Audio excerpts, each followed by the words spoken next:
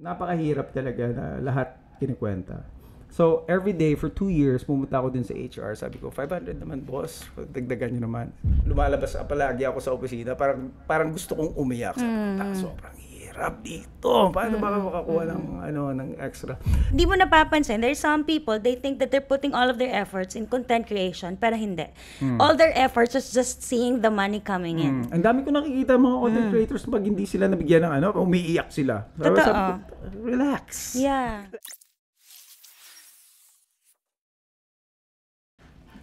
Hello, magandang araw sa inyong lahat. Nandito na naman tayo sa isang episode ng aming podcast, The New Heroes Podcast. And of course, meron tayong isang napaka-importanting celebrity to be interviewed today. Let us all welcome fitness coach, content creator, Coach Adam of Kalinti by T-Bone. Hello, Shrue. Hello. Thanks for having me. May nakalimutan ka. Rapper na ako ngayon. Oh my God, rapper na rin siya. Artist na ako ngayon. Ay, gusto ko yan.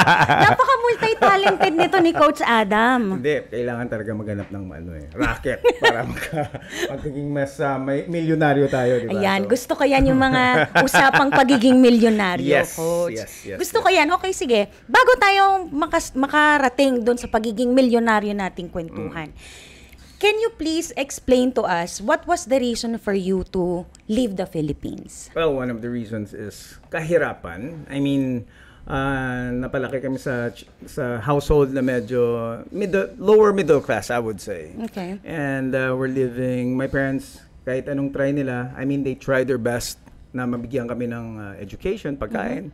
Pero looking back, I've seen na parang paycheck to paycheck. Okay. So, the only opportunity for me na magkaroon ng pera is to go out of the country. That's why kumuha ako ng naging nurse ako. Because yun ang magiging ticket ko papuntang States, UK, wherever.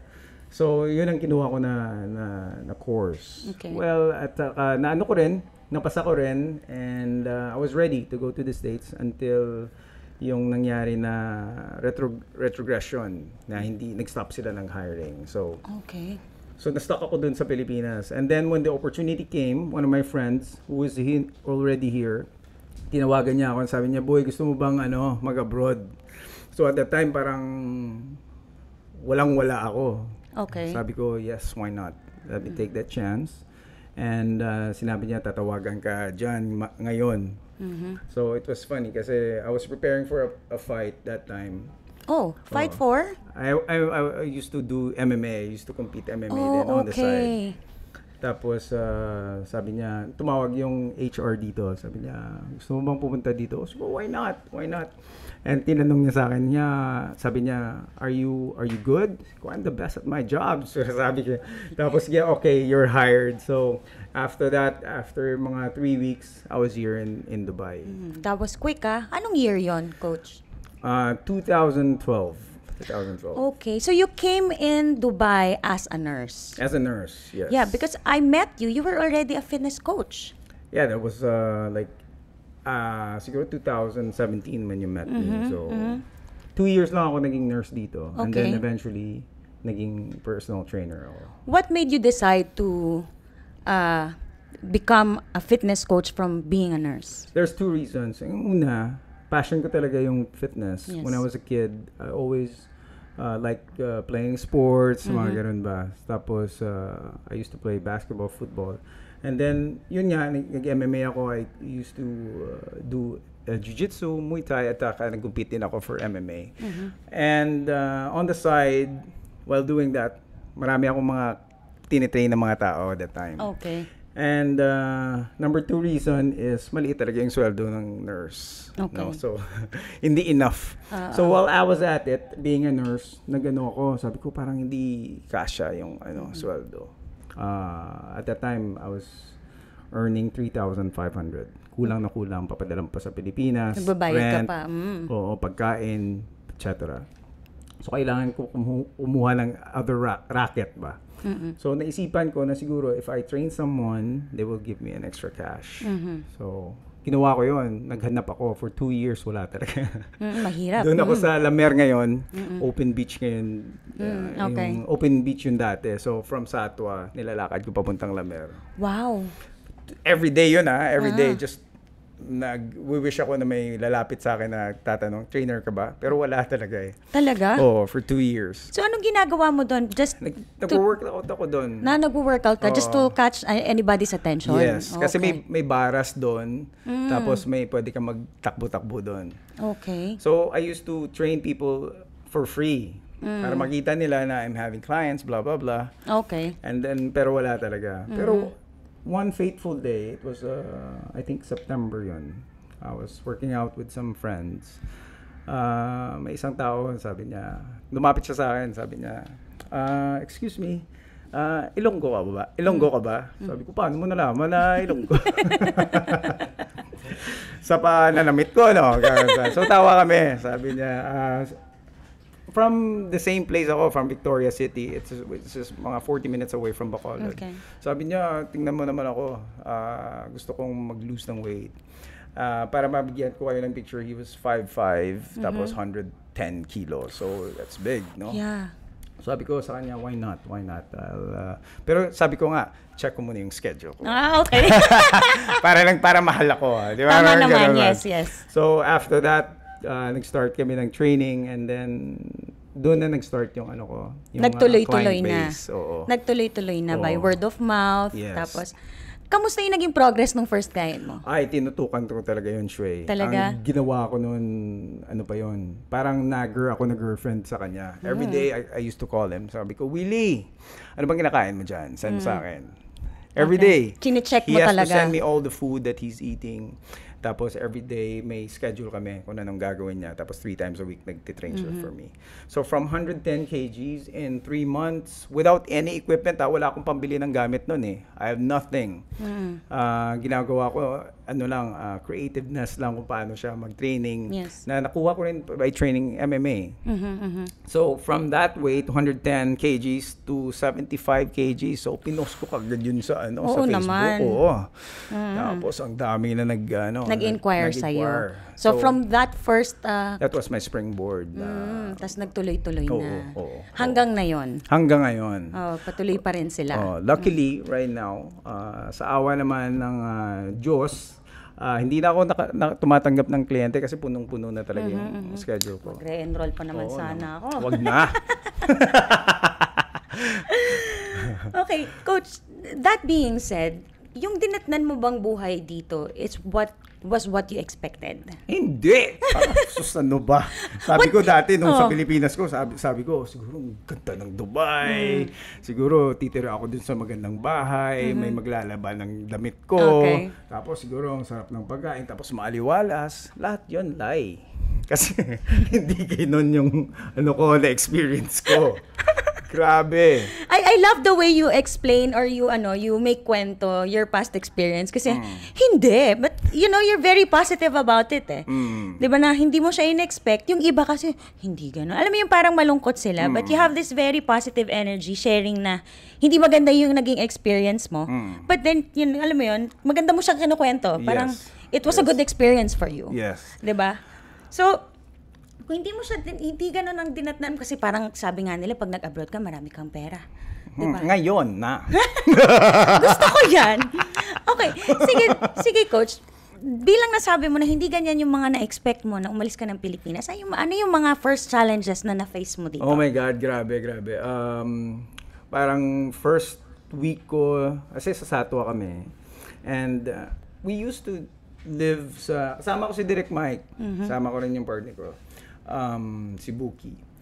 Sa isang kwarto, picture this isang kwarto, there are 4 bunk beds, couple sa baba, tapos isa sa taas. No? So there are 12 people in one small room. So there's no privacy. There's nothing na pwede kang bumili ng mga gamit at saka ilalagay mo sa... Wala. Tulugan lang talaga. Tulugan lang siya talaga. Tapos may kurtina lang na manipis. Tapos the bathroom privileges is dapat dinumero. No? Okay. Every day, 7 to 7:10 yung schedule ko. 7:11 until 7. Mga ganun ba? Tapos yung kusina, 300 yung doon, rice cooker. Sobrang dami. So, At first, hindi kasi ako nung sa Pilipinas, hindi ako naka-experience na tumira ng boarding house eh. So, bahay, eskwela lang. So, pagdating ko dito, parang foreign lahat sa akin. Na parang na-culture shock ako. Yes. Sabi ko, grabe dito. Parang gusto ko nang umuwi ka agad sa Pilipinas. Sabi ko, sobrang hirap. Lahat ng ilalagay ko na hotdog, nawawala sa ref. You know? Kung anong ilalagay ko na toyo, nawawala. Tapos, Kanin. Nauubos. So, naging wise ako, Shrey. So, after ng 2 weeks na nag-grocery ako, after nun, hindi na kami nag-grocery. Doon na kami nag-grocery ngayon sa... Kinaya mo na lang. Oo, kinuha ko na lahat dito. Tapos, syempre, hindi ka naman nagnanakaw.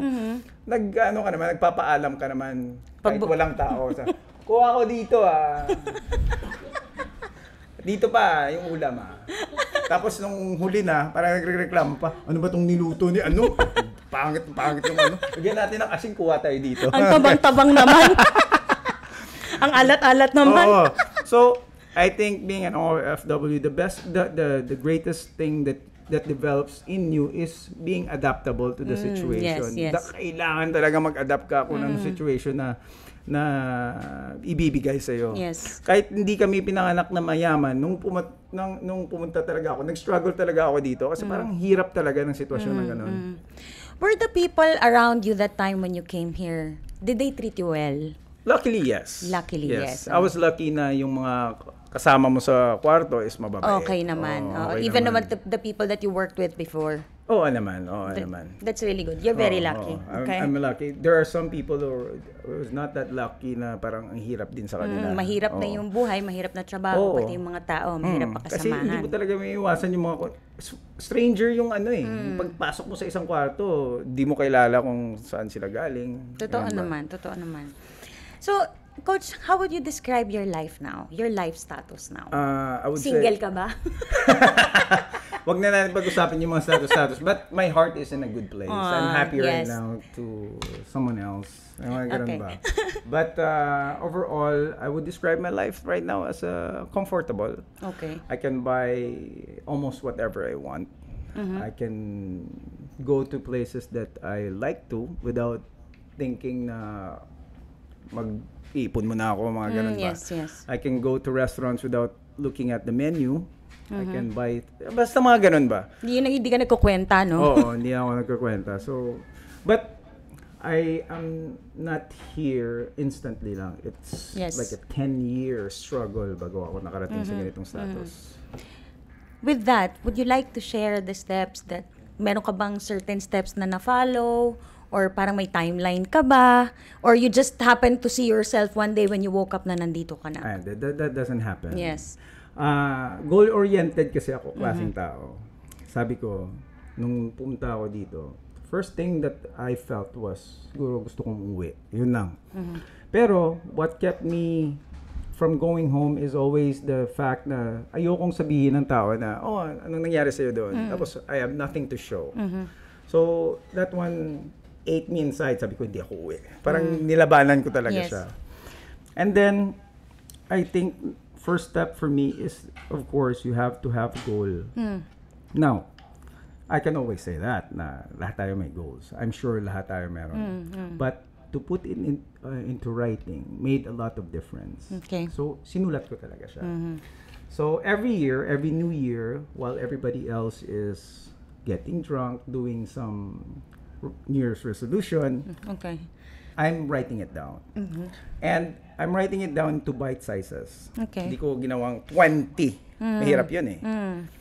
Napaka-overwhelming yun. So, what I did is, kumuha lang ako ng 5. Sabi ko, I would like to earn this much. I would like to do this much. I would like to go inside the restaurant and not look at the... Mga ganun ba? So, I work towards it. So, habang nagtatrabaho ako as a nurse dito, believe it or not, every day pumunta ako dun sa HR. Kasi humihingi ako ng extra 500 dirhams. Okay. Just parang may breathing room lang ako kasi yung 3,500 ko na sweldo, sobrang tight. Lahat binibilang na eh. Yes. Pag bumili kami ng pagkain, hindi kami makakapunta ng mall. If ever pumunta kami ng mall, dapat hati lang yung burger. Kasi masyado nang mahirap. So, ang ginawa namin, kumakain Taza. kami sa West Zone. West Zone na kami kumakain. Tapos bumibili kami doon ng 5 dirham na ulam, tapos yun lang. So it was very tight. Ang tasa dati na sabi ni Direct Mike, nung may pera na kami noon, parang luxury na yung tasa sa amin yes, that time. yes. Parang pinaka-treat nyo na yon. Yes. But when we were starting, napakahirap talaga na lahat kinikwenta. So, every day for 2 years, pumunta ako din sa HR. Sabi ko, 500 naman, boss. Dagdagan nyo naman.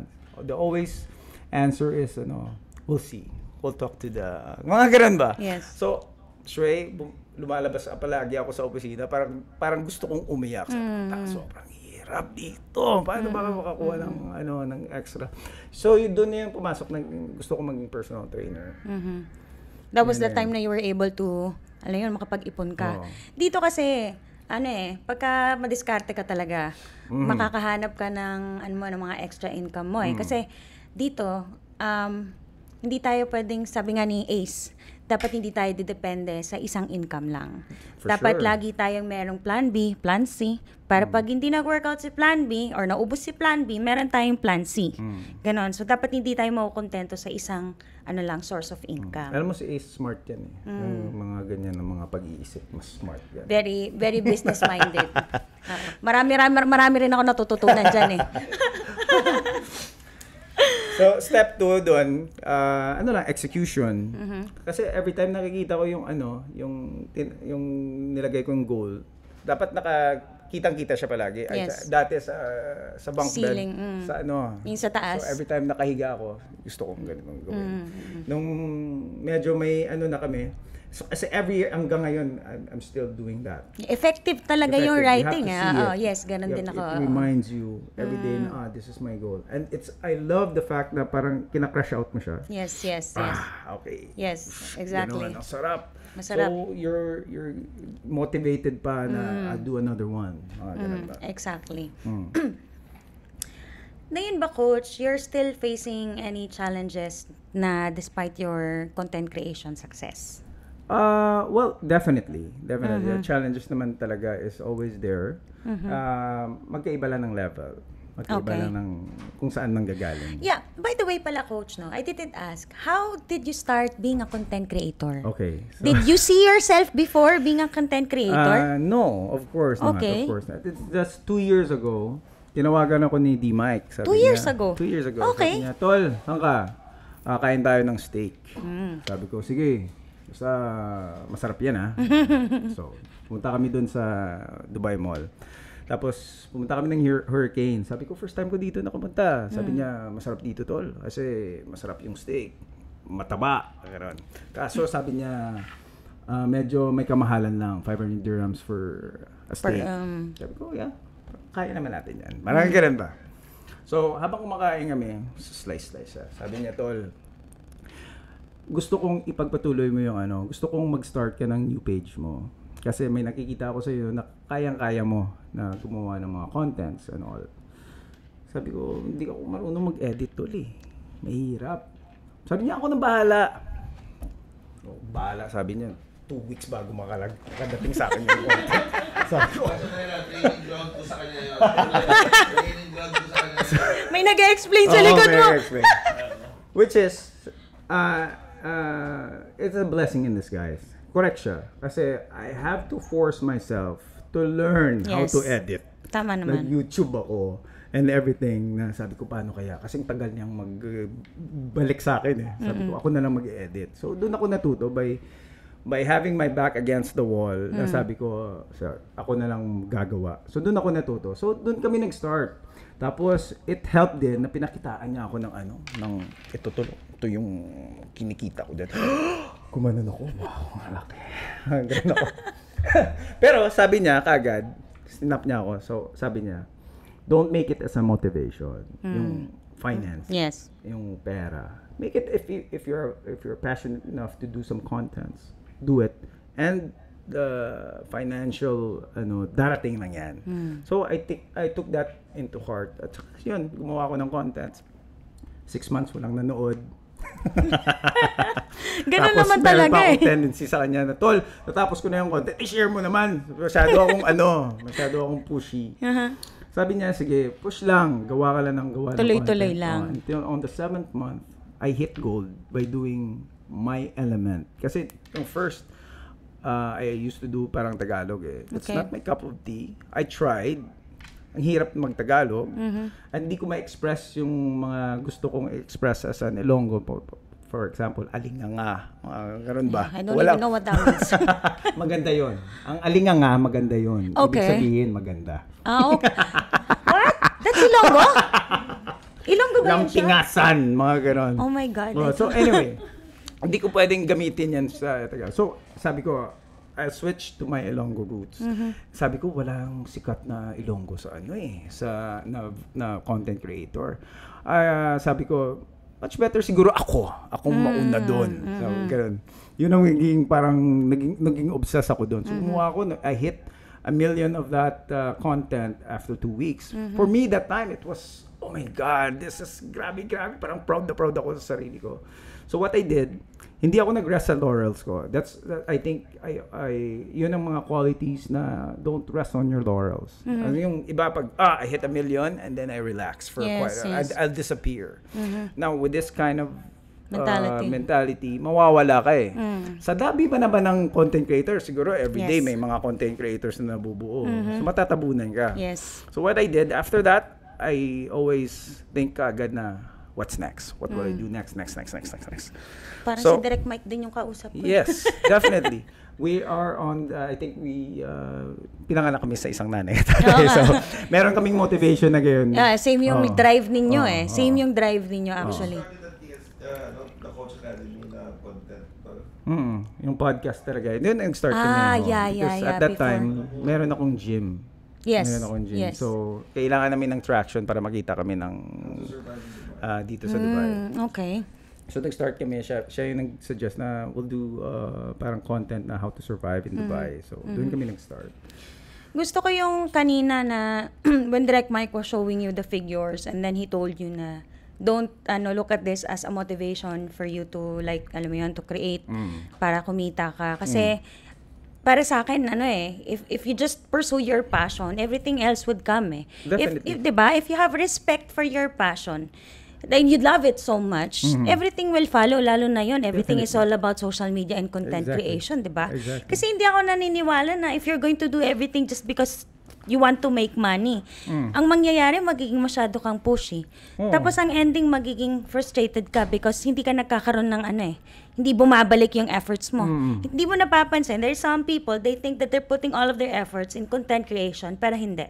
All their efforts is just seeing the money coming in. Ang dami ko nakikita mga content creators pag hindi sila nabigyan ng umiiyak sila. Totoo. Relax. Yeah. Relax. Totoo.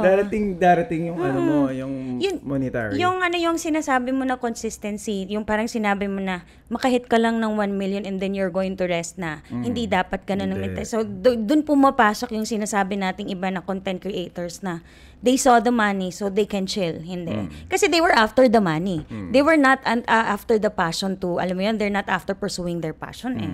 Diba? So, yun lang naman yung take ko doon, Char. Sa akin lang, for me, katulad kami ni D-Mike, I would say, we're rich, but our work ethic is like being poor pa rin. Yes. Yung parang we still don't have anything. Totoo yan. So we still grind every day. Until now, I'm posting 8 contents every day on my page. Wait, I have 2 pages. Consistently. Pag hindi ako nakaka-post, stress ako. So kailangan nakakataranta, no? So I have to do that. He has to stop me by doing that. Sabi niya, relax lang to. Sabi ko, ang dami ko kasing naisip eh. So I can't stop myself. So yun lang, consistency. Tsaka resilience lang kasi ang dami ring challenges while you're at it eh. So at saka habang nagiging busy ka, mas lalong dumadami yung challenges mo.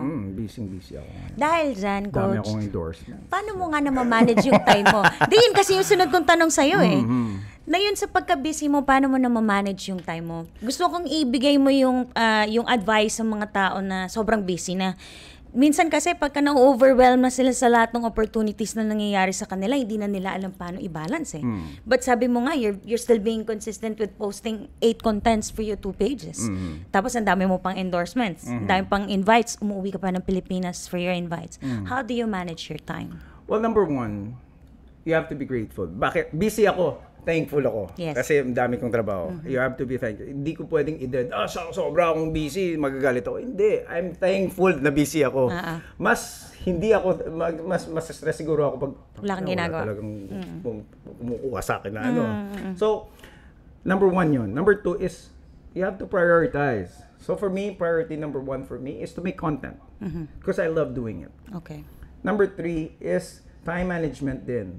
Here sa Dubai, I have clients every day. Okay. I'm covering around 8 to 12 clients every day. So I have to traverse my schedule around my clients. So, imposible hindi ako makahanap ng time. So, nakakahanap talaga ako ng time to make contents. If I'm in the Philippines, I'm lucky enough to have my own team there. I have my manager, I have my videographer and photographer to do that for me. But still, they do that all those little things for me and big things also. But I still, sabi ko, pag may kumukuha ng contents doing endorsements, I still do my raw vlog. Kasi parang ganun ba, I have to do that. Kasi it's my priority. Walang taong makakastop sa akin so pag gumagawa ako nito. Pagka when you commit yourself to something, no? Walang makakapigil sa iyo. Sure, kahit lasing ako, no? There are so Naaalala mo multiple naman. times that I still have to do voiceover at 2 o'clock in the morning. Okay. I still do that. Pag kung lasing na lasing, hindi, nakalimutan ko pala mag-voiceover. Pina-voiceover ko pa rin. Tinatapos mo Kasi talaga. I have to do that. Kasi pag hindi ko ginawa, nakatulog ako, I'm sure mas-stress ako pag kinabukasan. Kasi may iba ka nang nakalist for tomorrow's task eh. So parang madadagdagan imbis na makapag-start ka ng bagong task mo. Okay yun. Kasi task-oriented ka. You're hired! So, kailangan talaga proper scheduling, prioritization ng mo. Coach, may last question na lang ako sa'yo. Bago mo i-advise, I mean, how would you advise the other people to, alam mo yun, nasabi mo na kasi yung mga advice kung paano nila mapupursue, how to be, a content creator or kung ano man ang dreams nila. Ang gusto ko lang itanong sa iyo, do you agree that humility is an ingredient para maging successful? 100%. And yun, it should be the foundation of who you are as a content creator or as a human being. I always admire people who are humble, who are not always bragging about their achievements. Kasi yung humbleness for me is a sign that you were brought up by your parents or it defines you kung ano yung environment na kinalakihan mo eh. Every time nakikita ko ng humble na tao while having all these accolades and achievements is parang mas, I would say parang mas admirable siya. No? And for me naman, siguro hindi may iwasan kung minsan that you have to flex. Not to brag, not to parang iyayabang mo yung mo, but to inspire. So, there's a difference on how you do things eh. I can say na, marami akong pera. Rather than, marami akong pera. Depende on how you, paano mo i-deliver. Express. It's how you say it. Minsan. It's how you express. It shows on how your action is. But yeah, totally, 100%, I'm all for people who are very humble. Yes. Admirable sa akin yun. Tulad nung sabi ko nga kanina, when you are humble kasi everything else will follow eh. Mas magiging blessed ka. Hindi yung kakainin ka ng sistema. Dapat tayo yung nagdadala nung plano natin, hindi tayo yung nagpapadala sa plano natin, di ba?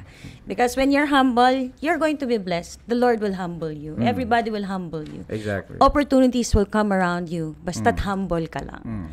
Exactly. Yun lang ang masasabi ko. In my situation right now where I meet a lot of rich people in the Philippines or here, yung nakaupo ka sa kanila, yes, they own like this much. They earn millions of pesos in a day. But when you sit down with them, wala lang. Chill lang sila. Napaka-humble lang. Ang gusto mo? Parang sila pa yung they serve you. Anong gusto mo, sir?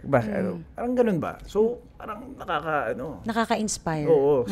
Parang sasabihin ko, if I reach that status, ganun din ang gagawin ko. Yes, totoo yan. Naniniwala ako na dahil shinare mo kanina na parang life was very hard before and now that you're doing well, I believe that these people na yung mga pinagdaanan mo, ito yung mga taong mas magiging mapagbigay pag mas maraming narating, pag mas maraming pera, pag mas naging successful. Yan yung sinasabi nila, hard times make good men. Yes. Good men makes an easy life. So, kailangan yung hard times kasi palagi is nandun eh. I believe in those kasi as a personal trainer, kaya sa physical, pag palagi mong ine-expose yung self mo sa hardships, magiging easy lahat. Yes. No? Your daily tasks, your daily life will be easy. Same as emotionally, if you're always undergoing yung challenges, yung parang imposible nang gawin yung isang bagay, pero you still push through it. The moment you surpass that, parang easy na lahat. Okay, Coach, sa lahat ng transition ng buhay mo, from your status now, what's your next move? Next move is always fun for me, no? Kailangan ko talaga may next move palagi. If not, nasa stress din ako na depressed ako. I'll tell you a short story.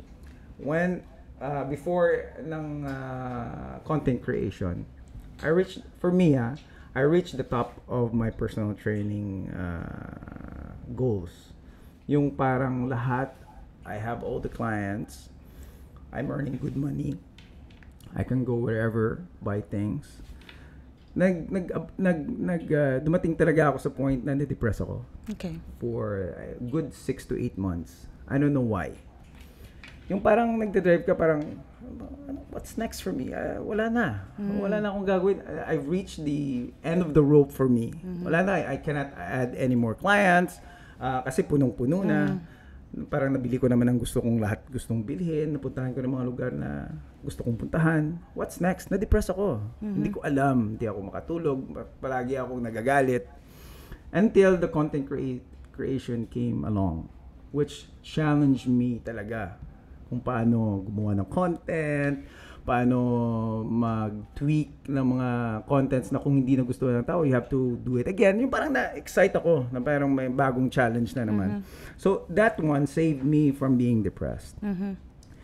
So what's next? Right now, I'm having the time of my life doing all the contents and all. Pag umuwi ako ng Pilipinas, parang sinasabi ko, ang swerte ko talaga. Ganun ba? Na nagustuhan ng tao yung yung mga contents ko. So right now, what's next for me is again going to another mountain, which is making music. Okay. No? So shout out kay Mr. Chad sa pag-suporta sa akin. So making music, doing rap videos, which is not my element, pero I tried. So parang na-challenge ako sa bagong aspect na venture naman. Gumawa ng music, magsulat ng kanta. Tapos parang na-excite ako of thinking na I'm not only there, for example, for an event to take pictures, yung parang magpapakute lang ako. Ay, hindi na pala ako nagpapakute. Cute na talaga ako, sorry. My bad. Hindi lang ako dun for my presence and all, but I get to entertain people. Yes. I get to share music. I get to interact with the audience. Yun, parang na-excite ako. So, I think what's next for me is making an album, making a music, making it work, and then touch more lives. You know? When can we expect this album coming up? Ay, malapit na. As the Mike's advice, dapat di daw disclose lang. Dapat may press con. Yan. So, I trust him kasi magaling yan when it comes to marketing. So, magpapapress con ako. Mag-invite tayo ng artists, let's give them a chance. Yung mga small artists, yung sisimula pa lang, let's give them a chance doon sa event na yon. And then, let them showcase what they're made of, yung talents nila. So, I'm excited for that. And then eventually, siguro, looking maybe 10, 15 years, I'll be retiring in a farm, making content. Nagsa-start ka pa lang. Marami ka pang mapapasayang mga tao. 15 years pa naman, 15 years. Ang press con ba na yan? Sa Dubai o sa Pilipinas? Sa Pilipinas muna. Okay. And then, if there are so many people, may mga tao na gusto yung music, why not here? Why not? It's a big mountain to climb, but yun yung natin, yung challenge. Mga challenges, sanay na tayo dyan. Okay. Oh. Okay.